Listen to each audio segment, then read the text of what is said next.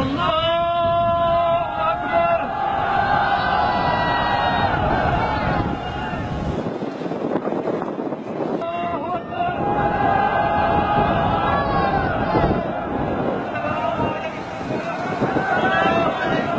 kênh Ghiền Mì Gõ để không bỏ lỡ những video